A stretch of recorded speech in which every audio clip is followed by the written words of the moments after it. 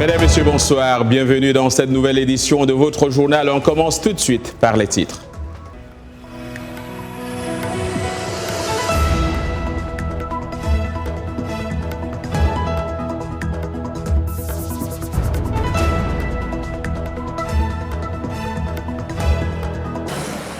L'autoroute Fidel Castro presque déserte.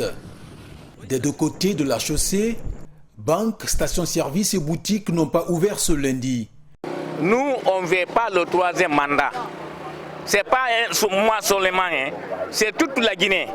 L'appel à manifester a rendu la capitale partiellement paralysée.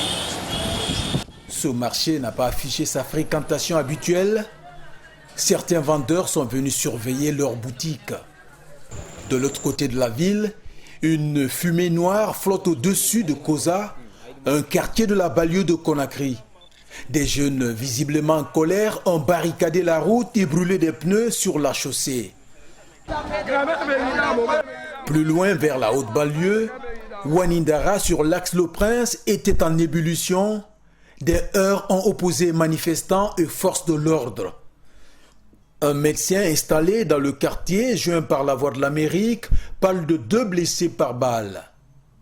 Les Guinéens manifestent seulement une semaine après la rentrée scolaire. Pour ces citoyens rencontrés sur l'autoroute Fidel Castro, le FNDC avait une autre option que celle de la rue. Si les politiciens savaient au moins combien de fois nos parents, nos mamans souffrent à la maison pour avoir un peu d'argent pour aller payer les frais de nos soeurs et puis nos frères, ils n'allaient pas demander à sortir dans la rue.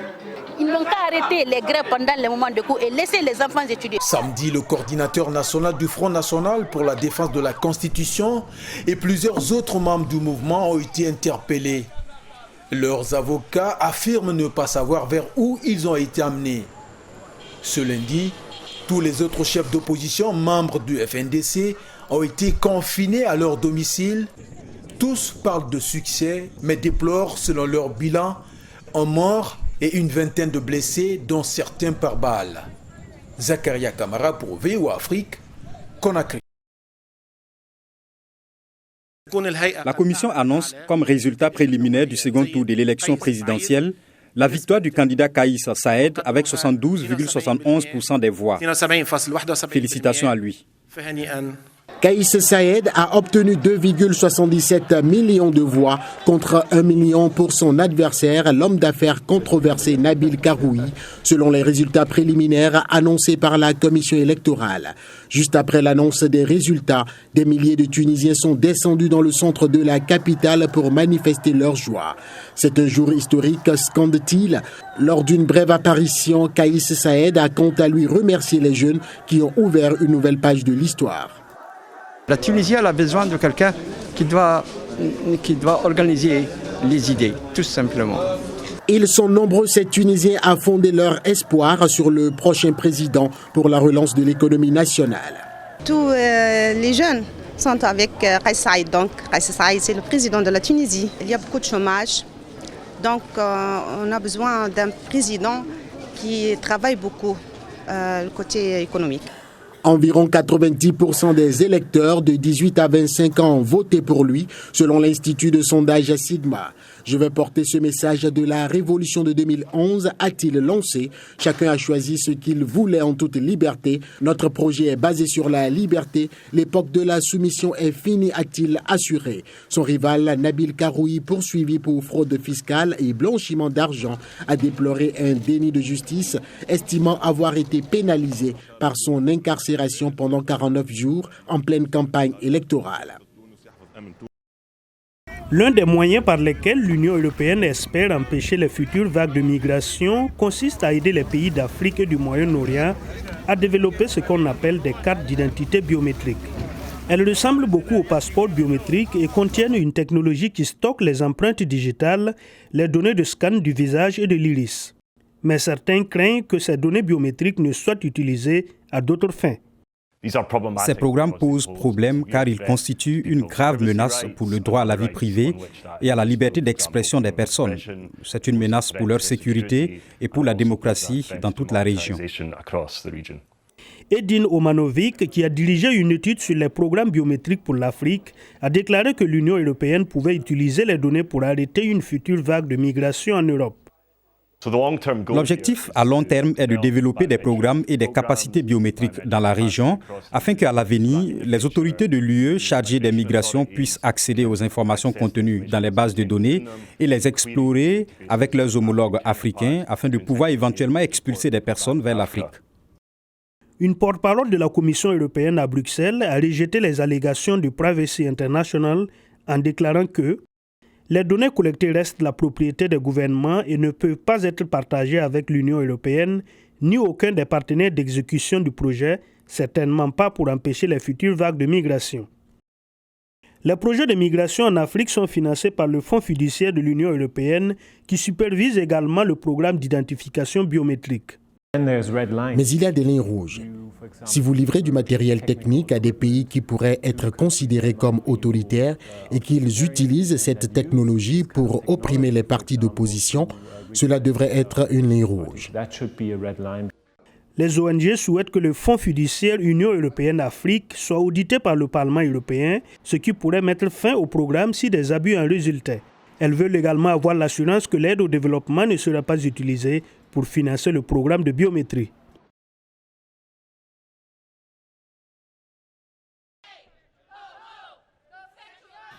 À la suite du mouvement MeToo, 41% d'hommes interrogés disent être inconfortables dans un tête-à-tête professionnel avec une femme. Et plus d'un homme sur 5 sont de plus en plus réticents à inclure les femmes dans des interactions sociales comme se réunir pour boire un verre après le travail. C'est en effet ce qu'indique un sondage de 2018 d'une entreprise américaine de gestion de crise et de maintien des indices d'accusation de harcèlement sexuel et d'abus. Je pense qu'il y a un retour de bâton au hashtag MeToo. Je ne pense pas que ce soit assez grave. Je ne pense pas non plus que cela va durer parce que le hashtag MeToo est là pour toujours. Mais c'est certainement parce que ça dérange. Et bien sûr que le changement dérange. Il n'est souvent pas vu d'un bon œil, surtout quand les gens se sentent dépossédés de ce qu'ils estiment être leurs droits. Le mouvement MeToo représente cependant pour certains une force vers un réel changement. Je pense que l'une des choses les plus puissantes est que cela a vraiment attiré l'attention sur la question du harcèlement sexuel. Cela a permis aux femmes de raconter collectivement leur expérience. Mais lorsque vous entendez des histoires similaires de différentes personnes, vous commencez à penser qu'il s'agit de problèmes systémiques auxquels nous devons nous attaquer. Et ça, c'est très fort.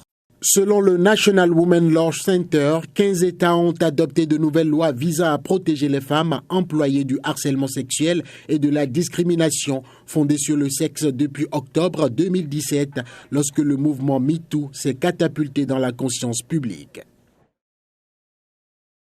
Et bonsoir à tous. Effectivement, vous le disiez en titre, week-end de folie pour le marathon africain et mondial. La Kenyane Brigitte Kosgei a explosé le record du monde de Paula Radcliffe à Chicago hier, au lendemain de l'exploit de son compatriote Eliud Kipchoge, premier homme à courir les 42 km 195 en moins de 2 heures. Nani Talani raconte. Brigitte Kosgei partait bien en favorite un mois après avoir couru début septembre le semi-marathon le plus rapide de l'histoire, 1h04 minutes 28 secondes, un record toutefois non homologué. Cette fois-ci, la Kenyane a toutefois donné le temps dès le début, distançant dès le premier kilomètre ses concurrentes qui ne l'ont plus jamais revue. À la mi-course, elle avait déjà plus d'1 minute d'avance sur le record de Paula Radcliffe. Kosgei est ensuite restée largement en tête du peloton jusqu'à la ligne d'arrivée. Temps mis 2h14 minutes 4 secondes, soit 1 minute et 21 secondes de moins que le record de la Britannique. J'étais heureuse, j'appréciais juste la position que je viens d'obtenir et le record que j'ai battu aujourd'hui. Kosgei explose ainsi sa précédente marque de plus de 4 minutes, mais ne compte pas dormir sur ses lauriers. Aujourd'hui, j'ai couru 2h14 minutes et 4 secondes, mais je me concentre toujours pour réduire mon temps à nouveau. Si c'est possible, si mon corps répond à ce moment-là, je pourrais réduire un peu petit à petit. Chez les hommes, c'est un autre Kenyan, Laurence Cherono, vainqueur à Boston cette année, qui l'a emporté en 2 heures, 5 minutes, 45 secondes dans une course qu'il a terminée au sprint devant les Éthiopiens Dejene Debela et Assefu Mensou. Le Kenya et l'Afrique doublement honorés dans ce monde du marathon. En effet, samedi à Vienne, en Autriche, donc, Eliud Kipchoge a réussi son self-challenge en parcourant les 42 km 195 en moins de 2 heures. Dans son Kenya natal, parents et compatriotes du recordman du monde ont vécu l'événement historique en direct. Suivez. Dans la matinée du samedi, à Eldoret, à des milliers de kilomètres de Vienne, des milliers de fans ont bravé le froid tôt le matin pour voir leur fils adoré écrire une nouvelle page du marathon mondial. Tous avaient les yeux figés sur l'écran géant monté au milieu de la ville. Au domicile familial à Kapsabé, dans le village où Eliud Kipchoge a fait son école primaire, la famille proche s'est agglutinée devant un petit écran. À mesure que le détenteur du record du monde se rapprochait de la ligne d'arrivée, la fièvre montait et la confiance grandissait. Au finish, Kipchoge a franchi la ligne d'arrivée comme promis. En moins de 2 heures, soit exactement en 1 h 59 minutes 40 secondes, déclenchant une liesse de joie chez les siens. Je suis heureuse parce qu'il a gagné au Kenya et dans le monde. Je le remercie beaucoup pour cela, pour ce qu'il a fait pour moi, le Kenya et le monde. C'est un grand moment à Ouagadougou. Je le considère exactement comme le même jour où, il y a 50 ans, le premier homme a atterri sur la Lune. Kipchoge avait dit vouloir courir pour l'histoire et démontrer que l'être humain n'a pas de limite, une promesse tenue. Je suis l'homme le plus heureux aujourd'hui. Le message qu'aucun être humain n'est limité est maintenant dans l'esprit de tout le monde. Si vous croyez en quelque chose et que vous le mettez dans votre esprit, transférez-le dans votre cœur et dites-le dans votre bouche, alors il peut être réalisé. Le champion olympique a bénéficié d'une armée de 41 lièvres qui se sont relayés tout au long du parcours pour lui assurer un rythme homogène et le protéger du vent. Conséquence, cette course non officielle n'est pas homologuée par la Fédération internationale d'athlétisme, mais reconnue par sa mère. En football, la série des matchs amicaux s'est poursuivie pour certaines formations africaines ce week-end. À Porto Novo, le Bénin a été accroché par la Zambie 2 buts partout. On note la belle victoire de la Côte d'Ivoire 3-1 devant la RDC. Victoire également de l'Afrique du Sud 2-1 face au Mali. L'Ouganda a assuré en Éthiopie 1-0, tandis que le Kenya s'est incliné à domicile face au Mozambique. Et puis, comme le Sénégal, le Nigeria a tenu le Brésil en échec 1-1. Belle victoire également pour la Centrafrique 2-0 devant le Niger à Niamey. En Europe, Rudy Garcia est le nouvel entraîneur de l'Olympique lyonnais. L'ancien entraîneur de Marseille, de l'AS Rome et de Lille a signé un contrat jusqu'en juin 2021.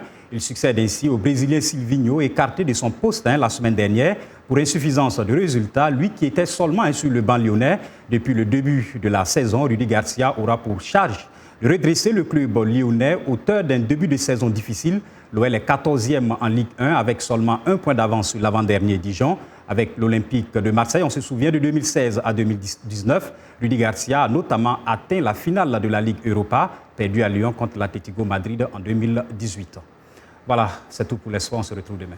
Merci pour votre fidélité et au plaisir de vous retrouver demain est un autre jour. Bonsoir.